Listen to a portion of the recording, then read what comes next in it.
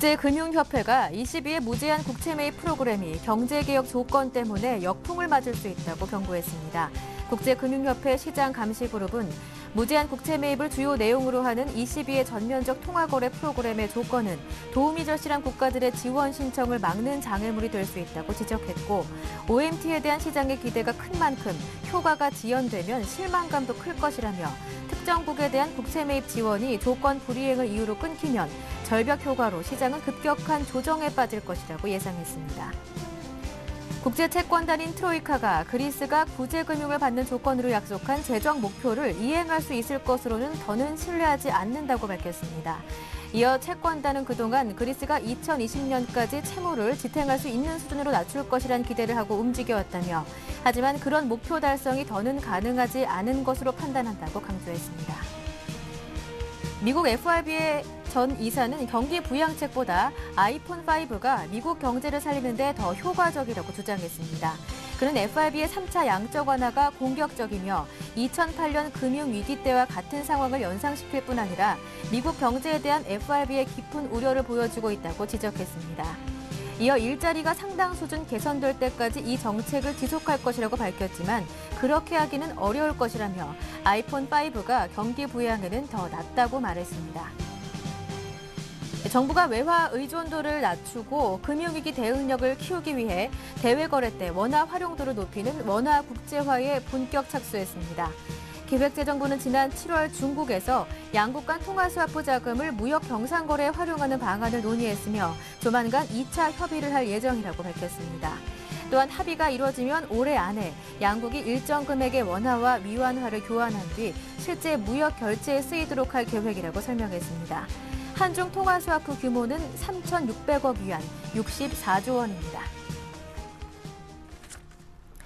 네, 보다 자세한 내용은 여의도로 가서 알아보겠습니다. 오늘은 NH농협증권 이아람 연구원과 함께합니다. 안녕하세요. 네, 안녕하십니까.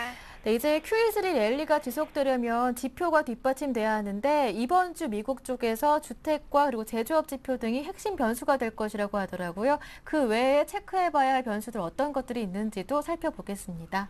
네, 먼저 17일에는 뉴욕 엠파이어 스테이트 제조업 지수가 발표되고요. 네. 20일에는 필라델피아 제조업 지수가 발표되는데요.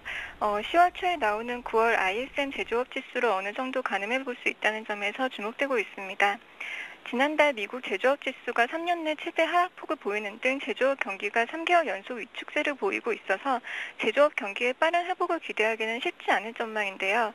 따라서 시장 예상치에 어느 정도 부합하느냐에 초점이 맞춰지고 있습니다. 19일에는 미국 신규주택 착공, 기존 주택 판매 지표 등 주택 지표가 발표되는데요. 미국 주택 경기가 완연한 회복 흐름을 이어갈 수 있을지 지켜볼 부분입니다. 18일에는 일본의 BOJ 회의가 예정되어 있는데요. 지난 2월에 전격적인 발표로 엔화의 큰 폭 약세를 이끌었던 국채 매입 프로그램 한도 증액과 유사한 조치가 예상됩니다. QE3 발표 이후에 달러엔 환율이 7개월 내 최저 수준으로 하락했는데요. 엔화 가치 상승은 일본 제품의 수출 경쟁력 하락과 직결되기 때문에 추가 자산 매입 가능성이 높아 보입니다. 유로존에서는 이번 주에 특별한 이슈는 없는데요. 오는 20일, 22일 재정위기구 국채 매입 합의 이후 처음으로 실시되는 스페인의 장기 국채 입찰이 예정되어 있어 시장 심리가 얼마나 안정됐는지를 보여주는 지표가 될 것으로 예상됩니다. 네, 현재 코스피가 2,000선 아래로 다시 내려왔습니다. 지난주 급등이 오늘은 숨고르기를 보여주고 있는데 이번 주 미국의 지표가 적당하게 나오지 않는다면 이번 주 QE3 효과를 기대하기는 조금 어려울까요?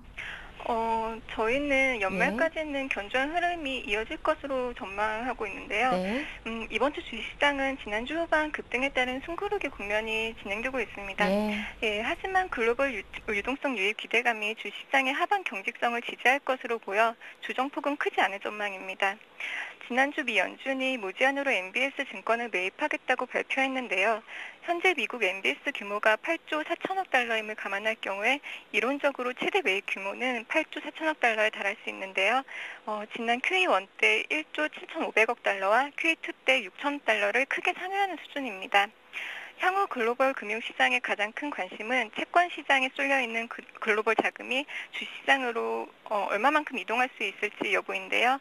현재 미국 국채 금리는 사상 최저 수준을 보이고 있는 반면에 주식시장의 기대 수익률은 여전히 높은 수준을 보이고 있어서 주식시장으로의 자금 유입 가능성은 높은 상황입니다.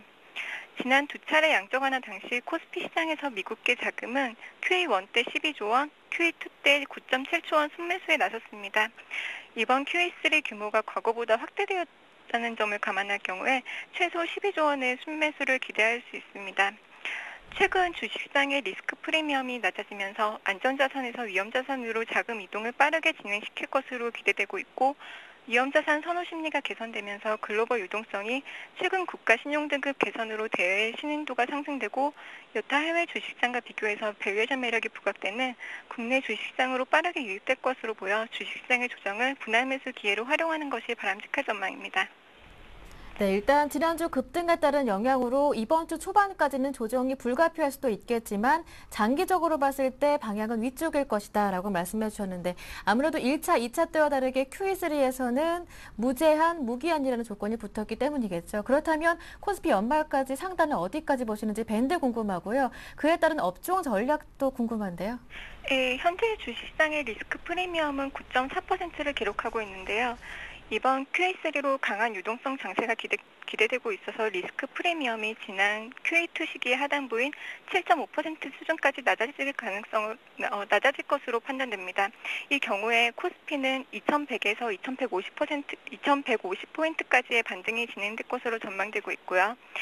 최근 6개월간 미국계 자금이 순유출된 점을 감안할 경우에 특정 업종의 섹터 펀드보다는 전반적인 시가총액 상위 업종을 매수하기 위한 비차익 프로그램 매수 유입 가능성이 높을 것으로 보여 시가총액 향후 섹터 전략은 시가총액 상위 업종 중에서 고베타 업종에 관심이 필요한데요. 조선, 정유, 증권, 건설, IT 업종으로 대응하는 것이 바람직할 것으로 보입니다. 말씀 잘 들었습니다. 오늘 도움 말씀 고맙습니다. 네, 감사합니다. 네, 지금까지 NH농협증권 이하람 연구원과 함께했습니다.